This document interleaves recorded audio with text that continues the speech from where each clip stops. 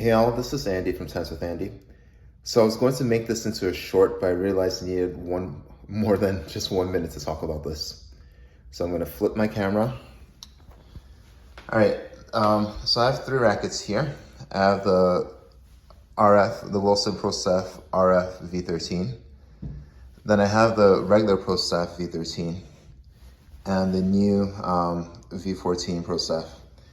So I'm a ProStaff guy, you guys know this. I've used the 85, the 90, absolutely loved it. And I've used the RF in a couple of different stints.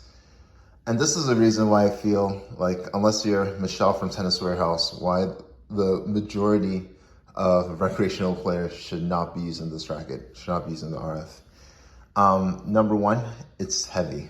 It's quite heavy. So unstrung, it's strung with my overgrip.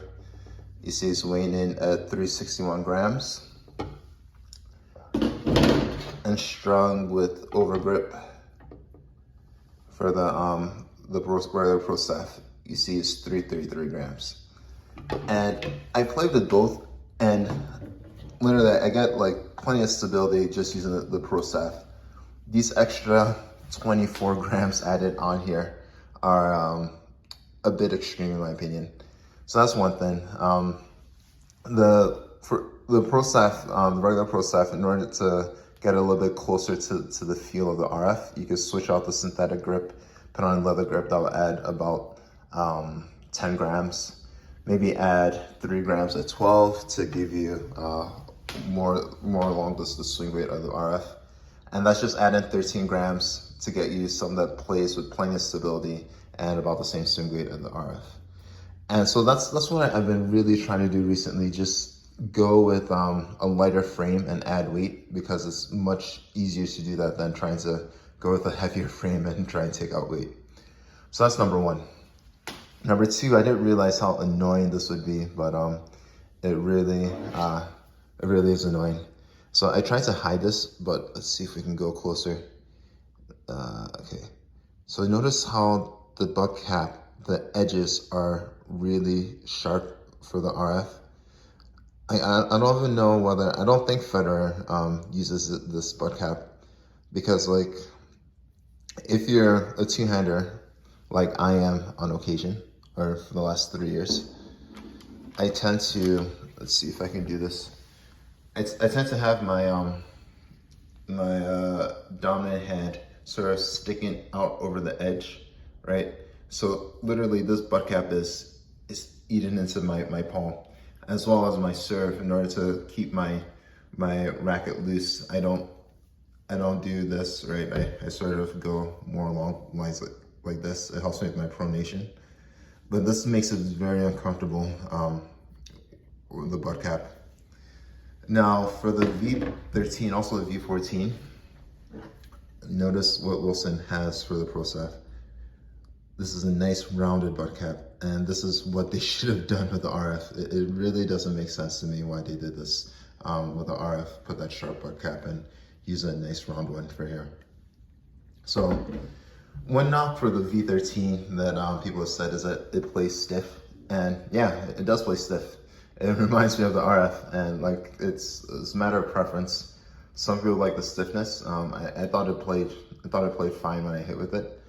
So what I would say is, like, if you definitely like the RF, but you want a little bit more customization in terms of weight, and you don't want your palm to be cut up from this sharp butt cap, then definitely go with the ProStaff.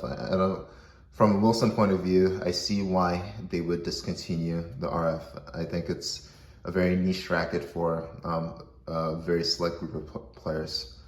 And if you're that good to be able to wield this, then you're probably one who wouldn't mind doing a bit of customization as well. So I definitely recommend the V13.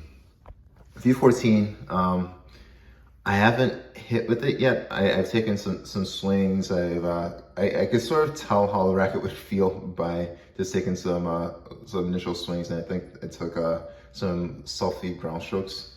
But this, I think, is going to be much softer than the V13, right? And I think with the V14, it might have somewhere in the order like 8 to 10 more points of swing weight. So it's gonna play differently. That's why I would say, like, if you're more along the lines of the RF, then I would say get the V13 and customize it. But I'm gonna do maybe one last play test. I'm not gonna talk about this too much, but like, I'll switch the camera a little bit so you can see me. But I realized that I can't play test a bunch of rackets and still play good tennis. Like, it's just not working. I don't understand how Greece does it from Gladiator Tennis, but it's really hard to know where the ball know where you think the ball's going to go when you don't have that jive, that feeling of the racket. So I'm going to be using my Head Extreme Tour for now, and USTA season started, and I have a couple of tournament matches this week and next week. So I'm going to try and keep consistent with the Head Extreme Tour. I may dab a little bit with the Wilson Blade V7, but that'll be after my matches. But anyhow, I will do one last play test probably after one of my matches, testing out these last two rackets, just to get a head-to-head review of the two. All right, hope you enjoyed this. This is Andy from Tennis with Andy. Play smart and see results.